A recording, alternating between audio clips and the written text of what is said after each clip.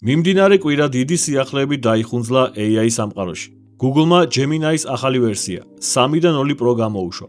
თუმცა ეს არ იკმარა და რამდენიმე საათში Nano Banana-ს ახალი ვერსია Nano Banana Pro შემოგთავაზა. მსგავს სიახლეებს როგორც წესი დიდი ჰაიპი და ვნებათა ღელვა ახლავს თან. ყველას აინტერესებს ნამდვილად ასეთი ძლიერი და შთამბეჭდავია ახალი მოდელი, თუ უბრალოდ მორი გაზვიადებულ ახალ ამბავთან გვაქვს საქმე. Gemini 3.0 და Nano Banana Pro-ც ჯერჯერობით მოლოდინებს და იმედებს ამართლებენ. დღევანდელ ვიდეოში გაჩვენებთ Nano Banana Pro-ს 10 საინტერესო გამოყენების შემთხვევას. მანამდე გთხოვთ რომ დაალაიქოთ ვიდეო, გამოიწეროთ არხი, გაწევრიანდეთ ჩვენს Facebook ჯგუფში და გამომყევით TikTok-სა და Instagram-ზე, სადაც ყოველდღიურად გთავაზობთ მოკლე ვიდეოებს AI-ის შესახებ. სანამ უშუალოდ გამოყენების შემთხვევებზე გადავიდოდეთ, მანამდე რამდენიმე ფაქტი Nano Banana-ს ახალი ვერსიის შესახებ. როგორც გახსოვთ, წინა ვერსიაში ჩვენ არ შეგვეძლო რეზოლუციების არჩევა სურათებზე. ეს მხოლოდ უშუალოდ Nano Banana-ს პლატფორმაზე შეიძლებოდა. ხოლო Gemini-ის ან Google AI Studio შემთხვევაში ის დეფოლტად 1:1 ფორმატის, ანუ კვადრატულ სურათებს აგენერირებდა. ახალ ვერსიაში ეს შეიცვალა. ჩვენ უკვე შეგვიძლია პრომპტში გავუწეროთ სასურველი რეზოლუცია და მოდელი სწორედ ამ რეზოლუციით დააგენერირებს სურათს. გარდა ამისა, გვაქვს საკმაოდ საინტერესო ფუნქცია. Nano Banana Pro-ს შეუძლია დაადგინოს ესა თუ ის სურათი AI-ის მიერ არის დაგენერირებული თუ არა. როგორც ეკრანზე ხედავთ, გაგზავნილი მაქვს სურათი, რომელიც რეალურად AI-ის მიერ არის დაგენერირებული და Nano Banana ზუსტად ხვდება, რომ ეს ასეა. როგორც მის პასუხში ჩანს, ის გვეუბნება, რომ ამ სურათში არის Synth ID-ს watermark, რაც მიუთითებს, რომ იგი სავარაუდოდ გენერირებულია Google-ის AI-ის გამოყენებით. ვიზუალურადაც სურათი ატარებს იმ მახასიათებლებს, რომლებიც ხშირად გვხვდება AI-ის მიერ გენერირებულ კონტენტში. Synth ID არის უხილავი watermark-ი, რომლის იდენტიფიცირებაც შესაძლებელია AI-ის მიერ. ახლა დრო უკვე ვნახოთ, რა შეუძლია რეალურად Nano Banana Pro-ს. პირველი გამოყენების შემთხვევა ეხება რეალურ დროში ინფორმაციის მოძიებას და ამ ინფორმაციის პირდაპირ სურათად ქცევას. მაგალითად, აქ ვთხოვე Nano Banana Pro-ს შეექმნა შენობის ფასადი, რომელზეც გამოსახული იქნებოდა 2024-2025 წლების ჩემპიონთა ლიგის ფინალში მოთამაშე გუნდები და მატჩის ანგარიში.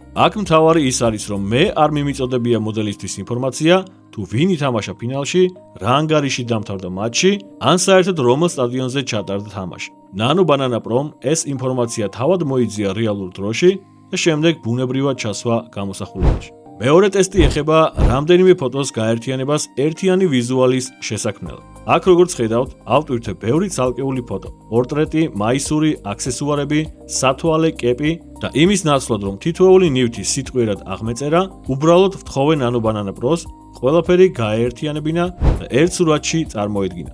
ყველაზე საინტერესო ის არის, რომ მე მოდელს არ ვუხსნი, როგორ უნდა ჩააცვას პერსონაჟს, ან როგორ უნდა გამოიყურებოდეს თითოეული ნივთი. მოდელი აანალიზებს ყველა სურათს, განსაზღვრავს სტილს და ქმნის საბოლოო ვიზუალს, სადაც ყველაფერი ბუნებრივად ერწყმის ერთმანეთს. სახე ერთი ფოტოდან, ტანსაცმელი მეორედან და აქსესუარები დანარჩენებიდან. შემდეგი მაგალითია სრული ინფოგრაფიკის გენერაცია მარტივი პრომპტით და თანაც ქართულ ენაზე. როგორც იცით, აქამდე ქართული ტექსტების გამოსახვა AI-ის მიერ გენერირებულ სურათებზე შეუძლებელი იყო. მოდელები ძირითადად გაურკვეველ სიმბოლოებს ხატავდნენ სურათებზე. თუმცა Nano Banana Pro-ს წყალობით დღეს ეს უკვე შესაძლებელია. ამ შემთხვევაში ვთხოვე მოდელს შეექმნა ონლაინ შეკვეთის პროცესის სქემა. იმის ნაცვლად, რომ მე თავად შემექმნა იკონები, ისრები ან ამერჩია ფერები, მოდელმა მომენტალურად შექმნა სუფთა თანამედროვე ვიზუალი. მან განსაზღვრა ძირითადი ეტაპები: შეკვეთის მიღება, დამუშავება, შეფუთვა, გაგზავნა, მიწოდება და აქცია ისინი პროფესიონალურ გრაფიკად, სწორი სტრუქტურით და ფერებით. ეს იდეალურია იმ შემთხვევებისთვის, თუ მაგალითად პრეზენტაციებს ამზადებთ, ამ პროცესების ახსნა გჭირდებათ და არ გინდა დროის დაკარგვა დიზაინზე. ერთი პატარა პრომპტი და ინფოგრაფიკა მზადაა. შემდეგი ტესტი ინტერფეისის სკრინშოტის გენერაცია. აქ მოდელს თხოვე Mac OS-ის რეალისტური დესკტოპი შექმნა. პრომპტი ძალიან მარტივია. უბრალოდ აღწერე დოკი, ანუ ქვედა მხარე, სადაც გვაქვს აპლიკაციის იკონები, გახსნილი Finder-ის ფანჯარა და ბრაუზერი Safari, სადაც Netflix-ის ვებგვერდია გახსნილი. Nano Banana Pro ცნობს Mac OS-ის სტილს, იცის სად რა ელემენტი უნდა იყოს განლაგებული და ქმნის სკრინშოტს, რომელიც ძალიან გავს სისტემურს. მიუხედავად იმისა, რომ ნულიდანაა შექმნილი. შედეგი ძალიან ახლოსაა რეალურ Mac OS-ის ინტერფეისთან. ერთადერთი მცირე ხარვეზი Netflix-ის სექციაშია. ერთი და იგივე ფილმი რამდენჯერმე მეორდება, მაგრამ ამის გარდა შედეგი საკმაოდ შთამბეჭდავია და ვიზუალურად გამართული. ამ მაგალითში მინდოდა დამეტესდა რამდენად შევძლებდით ცნობილი ადამიანების გამოსახვას კონკრეტულ სცენაში. მოდელს თხოვე შეექმნა ამერიკული ნიჭიერის ჟიურის პანელი სრულიად ახალი შემადგენლობით: მაიკ ტაისონი, არნოლდ შვარცნეგერი, მონიკა ბელუჩი და დენი დევიდო. ყველაზე საინტერესო ის არის, რომ არც ერთი ცნობილი ადამიანის ფოტო არ ამიტვირთავს. არ აღმიწერია სცენა, განათება ან ფონი. მოდელმა თავად მოიძია რეფერენსები და ზუსტად იცის, როგორი უნდა იყოს შოუს გარემო. კიდევ ერთი დეტალი, რაც ასევე აღსანიშნავია. თითოეული ჟიურის სახელი მაგიდაზე სწორადაა დაწერილი, რაც ნიშნავს იმას, რომ მოდელი არამხოლოდ ცნობს პერსონაჟებს, არამედ ზუსტად სვამს შოუს კონტექსტში. შემდეგი გამოყენების შემთხვევა მეტად საინტერესოა. ამ кейსისთვის მოდელს აუტვირთე ერთ-ერთი ცნობილი ხიდის ფოტო და ვთხოვე, რომ ეს ფოტო ექცია საინჟინრო სტილის ვიზუალად. მოდელმა ფოტოს უბრალოდ ისრები კი არ მიახატა, არამედ რეალურად მონიშნა მთავარი სტრუქტურული კომპონენტები, ზომები, კოშკური სიმაღლე და პატარა ტექნიკური ჩანახატებიც კი გააკეთა. ასევე ძალიან შთამბეჭდავია ისიც, რომ Nano Banana Pro ხიდის სახელი და აშენების წელიც იმავე ხელნაწერი სტილით დააწერა, რამაც ფოტოს საგანმანათლებლო დოკუმენტური სახე მისცა. ამის შედეგად ჩვეულებრივი პეიზაჟის ფოტო სტრუქტურულ ნახაზად იქცა, ისეთად, როგორც არქიტექტურის გაკვეთილზე ან საინჟინრო პრეზენტაციაზე შეხვდება და ეს ყველაფერი ერთი მოკლე პრომპტით. შემდეგ შემთხვევაში საინტერესო იყო, როგორ გარდაქმნიდა Nano Banana Pro ერთ რეალისტურ ფოტოს სრულ სტორიბორდად. ერთი სურათის ატვირთვის შემდეგ მოდელმა ის 4 განსხვავებულ კინემატოგრაფიულ კადრად დაშალა: ზოგადი ხედი, საშუალო ხედი, ახლო ხედი და point of view, ანუ ეგრეთ წოდებული სუბიექტური ხედი. როგორც ხედავთ, ყველა მათგანი ხელნაკეთის სკეჩის სტილშია. მოდელი სწავლობს ორიგინალ ფოტოს, აღადგენს სცენას და ხელახლა ხატავს მას ისე, თითქოს ფილმის გადაღების წინა ეტაპი იყოს. Point of view კადრი განსაკუთრებით შთამბეჭდავია, რადგან ქალაქს პერსონაჟის თვალით გვაჩვენებს, ზუსტად ისე, როგორც ამას ნამდვილი სტორიბორდის მხატვარი გააკეთებდა. შემდეგ მაგალითში ვიყენებთ უბრალო არქიტექტურულ ნახაზს და ვაქცევთ სრულფასოვან 3D რენდერად, ზუსტად ისეთად, როგორცაც პროფესიონალი არქიტექტურისგან ველოდებით. Nano Banana Pro-ს მხოლოდ ნახაზი სჭირდება. ამ ერთი სურათიდან ის ავტომატურად ქმნის ექსტერიერის რენდერს, სუფთა და რეალისტურ 3D გეგმას ზეთხეთში და დამატებით გვერდით ხედებს. ქვედა ორი რენდერი განსხვავებულია, რადგან ისინი სახლის სხვადასხვა მხარეს წარმოადგენენ. ერთი გვერდია, მეორე კი უკანა მხარე. შეგვიძლია ვთქვათ, რომ შედეგი საკმაოდ ზუსტია.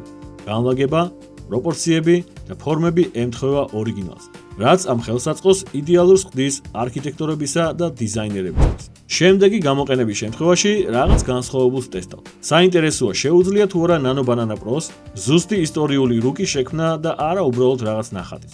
ამ кейსისთვის გადავწყვიტე ჩვენთვის ძალიან მნიშვნელოვანი და სპეციფიკური ისტორიული მოვლენა: დიდგორის ბრძოლის გატესტვა. დავალება არის ძალიან ზოგადი. 1021 წელი, დიდგორი, დავით აღმაშენებლისა და თურქ-სელჩუკთა კოალიციის ჯარების დაპირისპირება. ამ შემთხვევაში არ მიმითითებია მაგალითად სად იყო ჩასაფრება ან როგორ მოძრაობდა ჯარი. მოდელმა სამუშაო საკმაოდ მაღალ დონეზე შეასრულა.